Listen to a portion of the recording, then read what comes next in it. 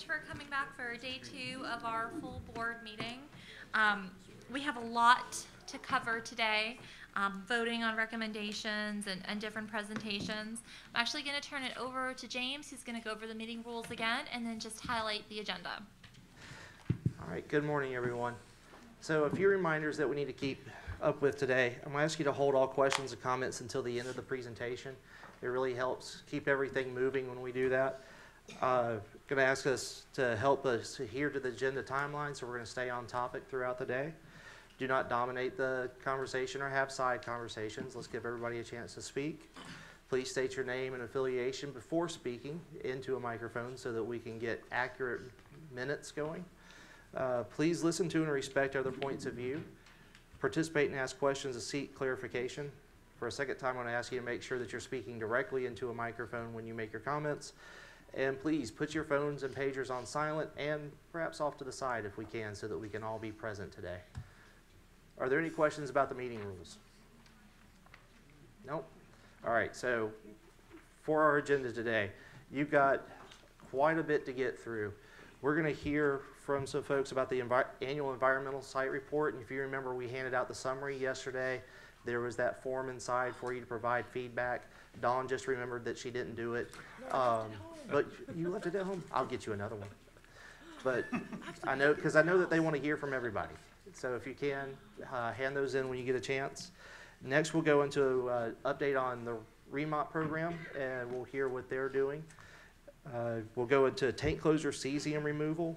We'll have lunch, solid waste program update, 235F deactivation, EM performance metrics. We'll do public comments at 3 o'clock, no matter where we are on the agenda. We'll stop everything. We'll do those public comments and then come back.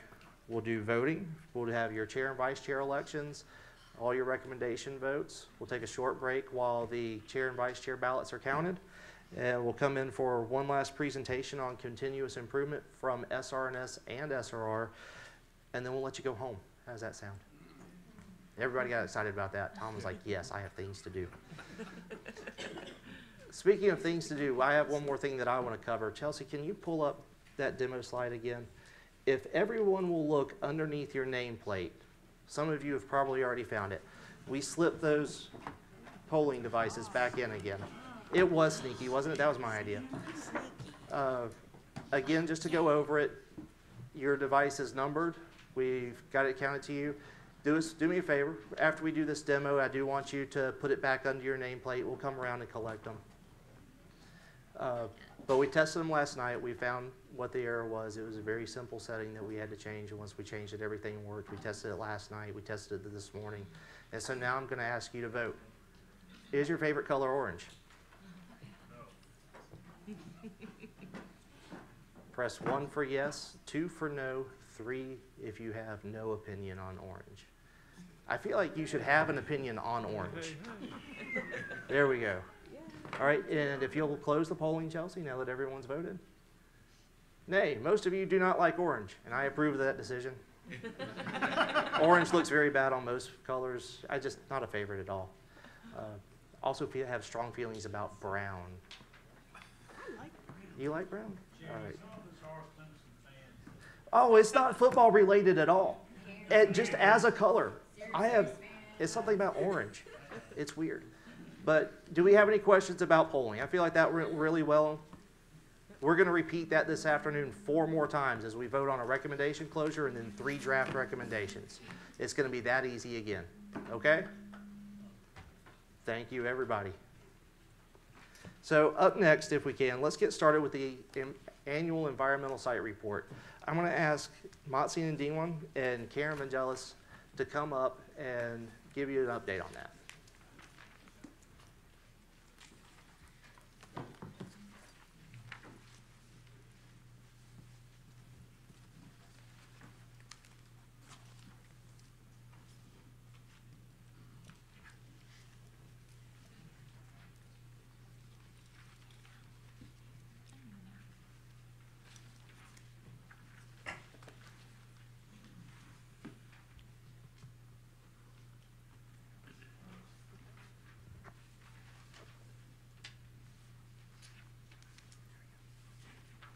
Good morning.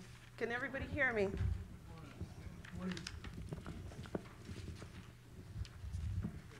I'm good? Okay. My name is Degwin, and I am a physical scientist with Department of Energy. I work in the office for the Assistant Manager for Infrastructure and Environmental Stewardship. I'll be sharing this presentation today with Karen Vangelis, who is the ACER Project Manager for Savannah River Nuclear Solutions.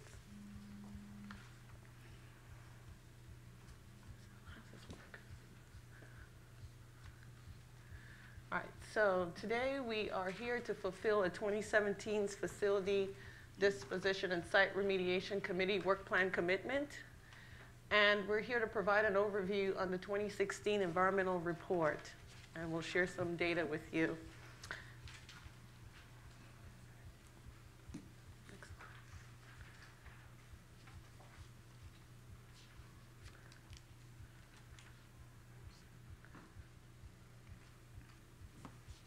All right. So the annual site environmental reports are required by Department of Energy, DOE Order 231.1b, which is the Environment, Safety, and Health Reporting order. And that is to provide the public and stakeholders with information on our environmental programs and our performance, our monitoring activities, and compliance with our environmental standards, requirements, and regulations. The ACERs are supposed to be prepared in a manner that likely addresses public concerns and solicits feedback from public and other stakeholders. This is a commitment that DOE has been making since 1959. We take this really serious because we want the public to be aware of what we do in our community and what we're a part of. So just to highlight that any significant environmental issues, milestones that we miss, or program activities, organizational changes, we reflect those every calendar year in the report. We have a video that we've been working on all year, and it's 5 minutes. This is the first time we're showcasing it. We would really like your feedback. Those cards that are in your summary reports, if you haven't filled one out yet, please take the time to fill it out. You can give us comments on the video, on the summary report, on the full report, any questions. I also would invite you to look at other sites' reports and see how they present information. And if there's anything you like that you see in theirs, or if you see significant differences, we welcome questions on those as well, because the whole complex, DOE complex, does this effort every year. So without further ado, here's the video. Share it with your family and friends. It's going to be available on the CAB website. And the next voice you hear after mine is going to be Karen, and she'll walk you through anything that's not on the video, which is related to 2016's report.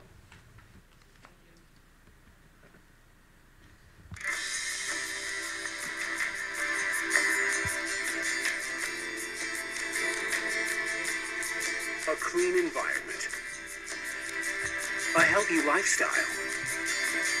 Qualities we all desire for our families and the communities in which we live.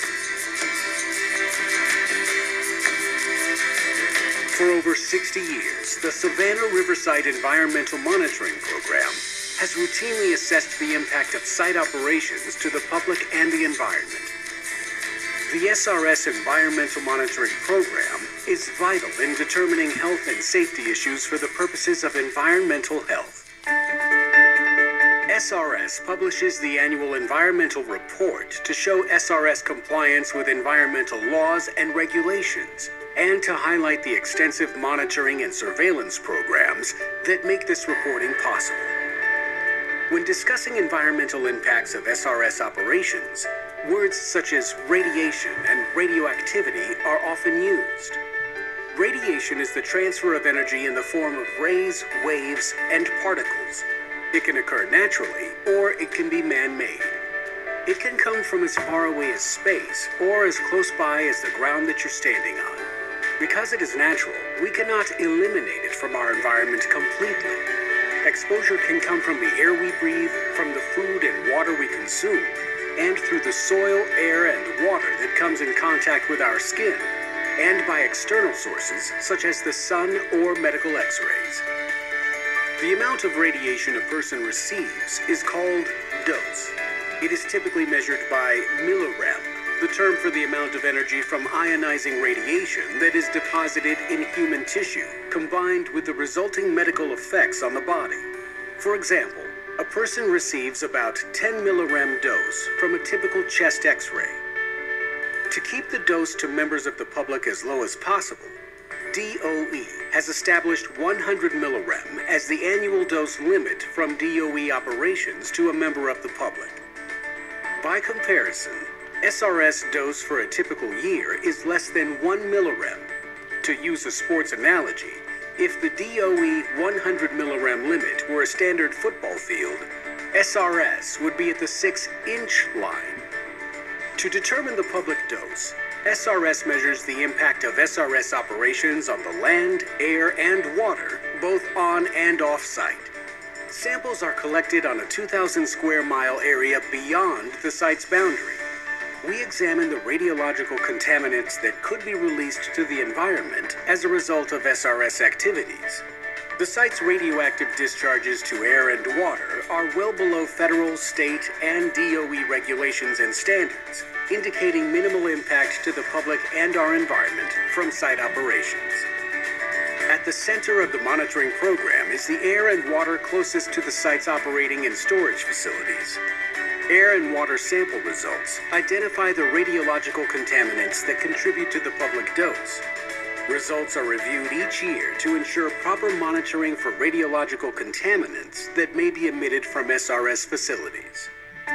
Moving outward to the middle ring, SRS collects many types of samples, including stream water and sediment, soil, vegetation, and air. Samples are collected in a circular pattern within the confines and at the border of SRS. This provides an understanding of what radiological materials may be reaching outside the SRS boundary that could result in a dose to the public. Much of SRS consists of vast forests and is home to varied wildlife populations. Controlled hunts open to the public are held to manage these populations and to reduce animal vehicle collisions. All animals harvested are monitored prior to release to the public. Monitoring determines if there is any impact of site operations on wildlife and also ensures that the hunter's dose does not exceed the SRS annual administrative game animal release limit of 22 millirem. In this outer circle, monitoring occurs at the area closest to the surrounding communities and those pathways that may most impact its residents. Here, Savannah River water samples are collected weekly. Drinking water samples are provided to SRS monthly from water treatment plants that draw water from the river. Air samples are collected monthly from local communities. Annually, groundwater samples are collected from wells off-site, as well as sediment samples from the Savannah River. Fish and shellfish are also sampled annually. Through this comprehensive program, the SRS Environmental Monitoring Program routinely and accurately measures the impact of site operations and reports these to our stakeholders through the annual Site Environmental Report. SRS strives for a clean environment with vibrant, safe communities.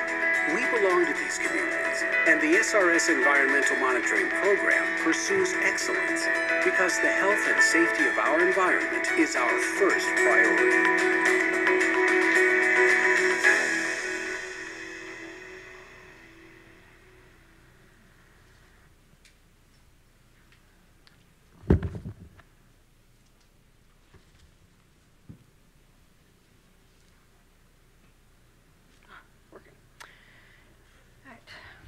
Hi, my name is Karen Vangelis. I'll walk you through the rest of our presentation. I hope you enjoyed that video. The goal was to give people an overview of the extent of our program. It's just really an introduction. So our report this year, as in every year, we have multiple chapters and topics that we cover. These are the topics this year, and they relate to chapter in the report. We also have our summary document, which is that high-level document bringing together some of the more important efforts and events that we documented in the full report. So the following slides are going to summarize the individual chapters or topics. Chapter 2 is our environmental management system, and the emphasis here is really on environmental sustainability and those on-site actions that we take to support reducing fossil fuel use. It's essentially what it's all about. As you can see, 100% of our thermal energy is coming from renewable energy sources. Over 90% of our light utility vehicles, which are the cars and the pickup trucks that we use every day to do our work, are now either hybrid electric or using the E85 ethanol fuel. And we're continuing to reduce our greenhouse gases. As a baseline of 2008, we've reduced almost 75%. And I really like our Simple Active Green program. That's the program that we can take home. And that's the program where it's as simple as remembering to turn the light off in your office before you leave. I can take that home with me. So it's taking it back to the community. And the next chapter is the compliance chapter. Here we report how we're performing against the environmental regulations, DOE directives, and orders. We have 5 air permits under the Clean Air Act. The site has 11 permits under the Clean Water Act, and 426 construction and operating permits in 2016. That one tends to vary. The other permits tend to stay the same over the years. We've had 100% compliance related to air quality protection in 2016. And this is a pretty good compliance record for our underground petroleum tanks. We have 19 of those, and this is our 14th consecutive year of being in compliance with the Resource Conservation and Recovery Act requirements.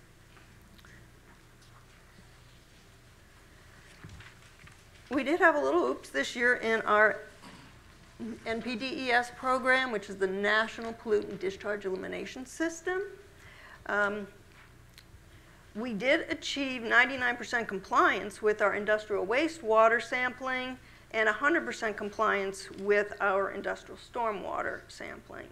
The little oops was we had one sample where we exceeded total suspended solids. Now, if you're not familiar with total suspended solids, a real simple way to think about that would be if you go to the lake and the water looks really clear and you get in the water and you start stomping around and you look down and it's no longer clear, those are the suspended solids. That's what we're measuring. That was what we exceeded. The location was near one of our cleanup sites, the D area facility that's undergoing cleanup, and I'm sure you've all heard of, had update reports on that. This was a one-time occurrence, and there was no impact off-site. Our samples off-site showed no impact. We did get the notice of violation at the end of December, or the end of the calendar year in December, but there was no fine or no penalty associated with that.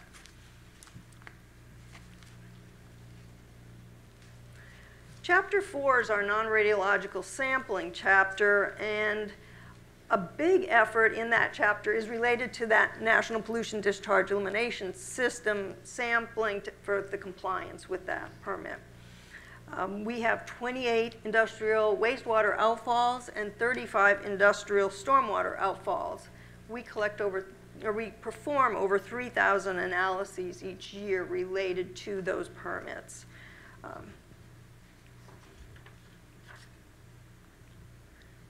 Also, for non-radiological monitoring, we sample the water quality in the streams, the basins, and the river, as well as fish in the river. Again, all the results were within norm. We didn't see everything we saw was as expected within trends. The next two chapters, 5 and 6, are very closely tied together. 5 is our radiological monitoring chapter, and chapter 6 is our dose assessment. Chapter 5, well, we've spoken about it in the video. The Effluent monitoring was the sampling that we do in that inner ring. The environmental surveillance is the sampling that occurs in the middle and outer ring from the video.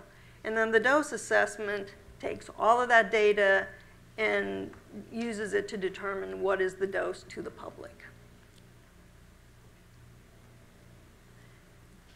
Our airborne and effluent closest to the facilities are effluent monitoring, and the remainder are our environmental surveillance sampling.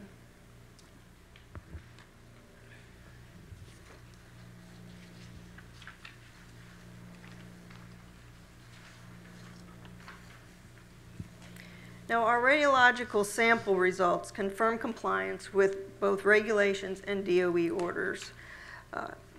We perform over 20,000 radiological analyses in our environmental monitoring program in both liquid and air. With these results, we were in compliance with all orders and DOE orders and environmental permits. In addition, this is a subset of the samples we take, but these are the ones probably related most closely to the public. We'd have drinking water, wildlife, and fish. We sample those each year. Drinking water is collected, as the video said, from North Augusta and Beaufort Jasper water treatment plants, and we were below all the standards for the drinking water. We monitor all the wildlife that is harvested through the public hunts. There were 367 animals harvested in 2016. One animal was not released. Our cesium, the average cesium concentrations in these animals have been steadily decreasing for the past 50 years. We are very close to the detection limits of the background levels that are found off-site. The fish results were very similar to the preceding years, with the highest detectable level was in one of the panfish at 0.414 PicoCuries per gram. I'm not going to go over this slide because all of this information was given in the video. It's just background information.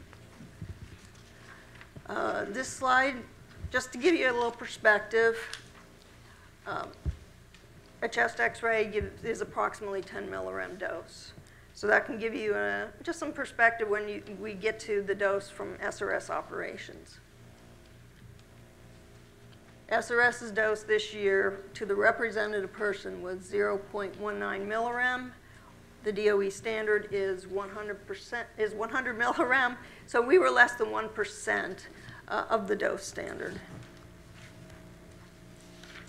Another way to look at this, as was done in the video, is to think of it as a football field. To get to the 100 milligram, you run the length of the football field. For the dose from Savannah River's operations, you're barely going to take one full step. We also report on the groundwater management program, which you can think of that as our groundwater cleanup program. In 2016, we removed 11,300 pounds of volatile organic compounds from the groundwater and Xray Dose zone at the site, and we prevented 133 curies of tritium from reaching the SRS streams. We had no exceedance of any of the drinking water standards in those boundary wells that are located in A&M area adjacent to Jackson, South Carolina. Chapter 8, which is our last chapter, presents how we ensure the quality of the data we collect. Two efforts, they're both ongoing. One is a certification process. All of our laboratories, whether they're the on-site laboratories or the contract laboratories, go through certification processes, either through DHEC or through DOCAP, which is a DOE-wide audit program, and that is performed to ensure that all the laboratories the DOE is using are conforming to the same standards. internally to our monitoring program and an analytical program, we are always looking for continuous improvement. That's a big part of our program. These are just several efforts that were done this year. I think you can see as you look at them, a lot of them are about getting to lower levels. And that's because we're seeing lower levels in the samples that we're collecting. So we need to be able to monitor to those lower levels. I think that's a good thing because concentrations are going down. We also, in one case, have been working for about 2 years now on relocating one of our sampling locations in the Savannah River. What we found is that when there were low flow conditions in the river, there was some question about the representativeness of our samples. DHEC collects samples in the same area as we do, and we always compare our results. And so we had about a 2-year effort where we were doing evaluations and then test runs of the new location versus the old location, looking at the data in comparison to make sure we're getting the best results we can. And in the end, we did relocate that sampling location.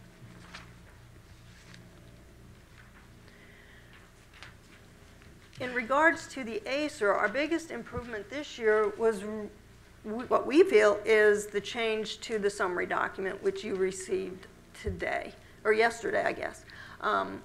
We went to a more magazine format. We thought that might be a little easier to read. So it's divided into 3 sections. We also were feeling that the old format was really just a plain reporting format. And we wanted to get to where we're summarizing and educating those who are interested but may not have a long history with the site. So I don't know whether this has done that or not, but that's what our goal was. We have multiple ways that we're doing communication and outreach. Website postings, you're all probably familiar with our ACER webpage. Each year we build a new page for the new report. There's news releases, social media, announcements. There's usually an announcement in the SRS Environmental Bulletin, and then we'll do presentations for various organizations as requested.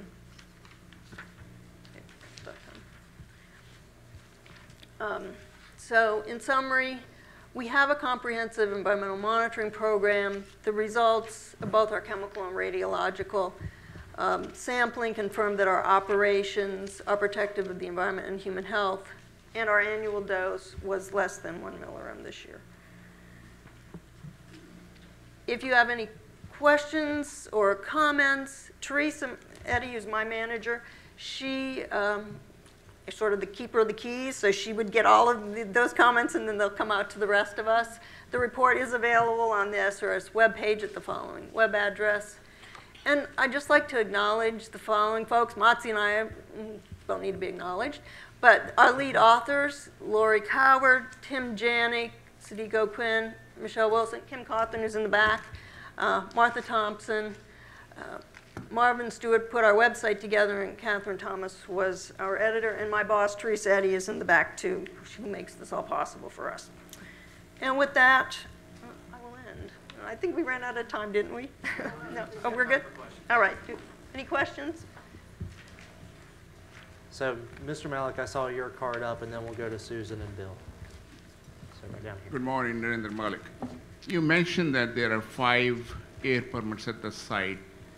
I'm only familiar with Title 5 air permit, and my other question is that about 7-8 years ago, DHEC was trying to lower the limits for the cadmium so that insect diphthera could survive in the streams. Would you give us an update on that, please? We have multiple. It's Title 5, but there's multiple air permits. It's written in. They're identified. All the permits are identified in Chapter 3. I can't speak specifically to them. I'm not in the environmental compliance group, but they are identified, any permits we have in that chapter. To your second question, could you repeat that? About 7-8 years ago, DHEC was trying to lower the limit of the cadmium in the streams Okay. discharge, so that insect diphtheria, I believe that's the insect, would survive in the streams. Do you have any information on that? What SRS did take We any action? did not report, there's nothing in this year's report. I can't provide you any information on that based on this year's report. Are you Thank you. aware of anything, Moxie? No? Okay. Okay, sir, if you would, if you could send that comment or question in, and we'll do our best to answer that, because we've got all our at least 15 years worth of ACERs online, and we can go back and we can find, you know, what you're asking, and if we can't, we'll definitely get you an answer. So Thank you. if you put that comment in or question, we'll be sure to respond to it. Thank you. Susan? Susan Corbett, CAB. Very nice presentation. Thank you.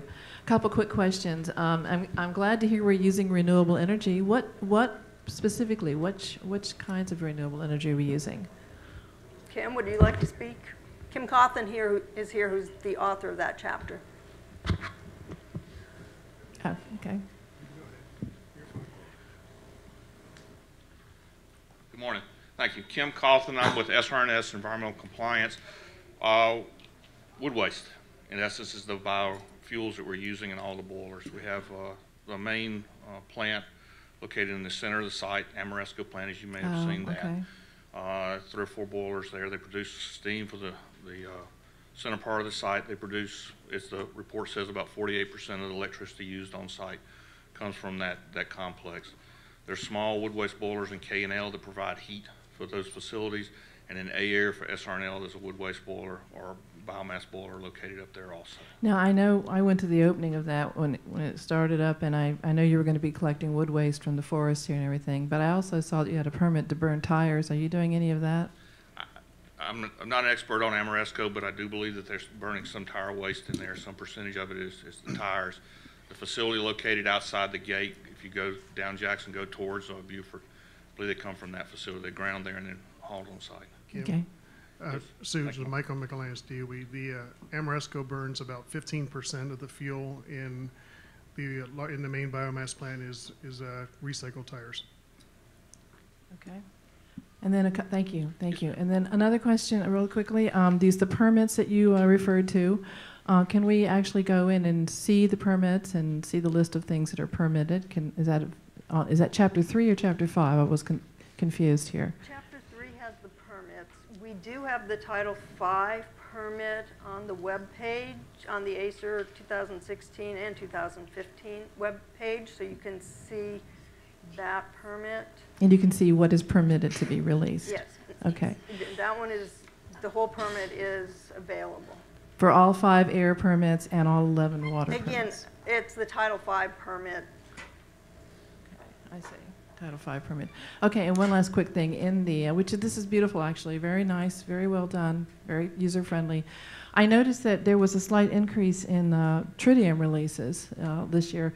Can you tell us what that is from, and will that continue to go up, or has that been managed? How's that being handled? Teresa, do you have that?